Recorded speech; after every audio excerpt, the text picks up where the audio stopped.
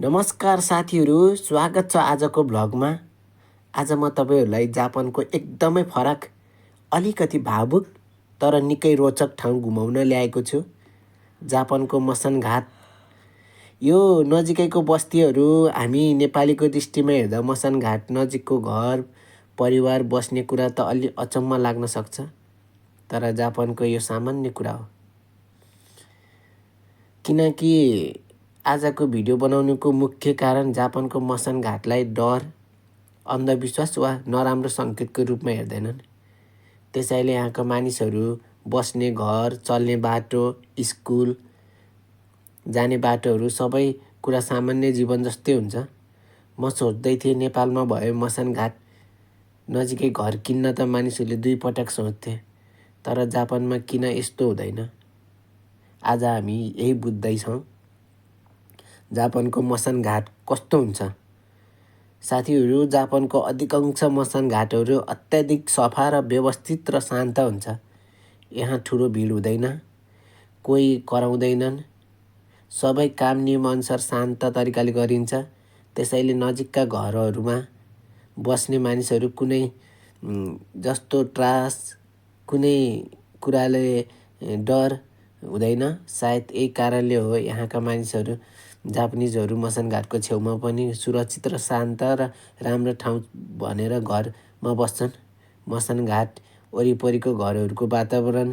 अब यो वरिपरिको बस्ती हेर्दा तपाईँहरूलाई थाहा हुन्छ।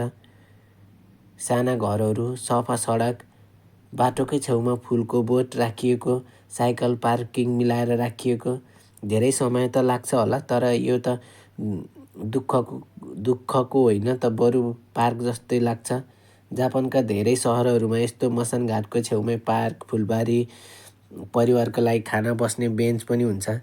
यहाँका मानिसहरूको लागि यो ठाउँ दयालु र सम्झना स्थान हो, डराउन होइन। स्थानीय बासिन्दाहरूको जीवनशैलीको अब कुरा गरौँ। यहाँ बस्ने मानिसहरूको जीवनशैलीको बारे। साथीहरू, यहाँका मानिसहरू पनि जीवनको अत्याधिक व्यवस्थित हुन्छ। काम, काज, परिवार, बच्चा सबै मिलाउनु पर्ने र त्यसैले उनीहरू मसान घाट नजिक बस्दा कुनै प्रकारको नकारात्मक ऊर्जा, डर वा भूतप्रेत जस्ता कुरामा विश्वास गर्दैनन्। उनीहरूले भन्छन् जीवन र मृत्यु दुवै प्राकृतिक कुरा हो, डराउनु पर्ने होइन, सामान्य गर्नुपर्ने हो। हामीलाई अचम्म लाग्छ, तर उनीहरूलाई यो एकदमै प्राकृतिक सोच हो। घरको मूल्य कस्तो हुन्छ?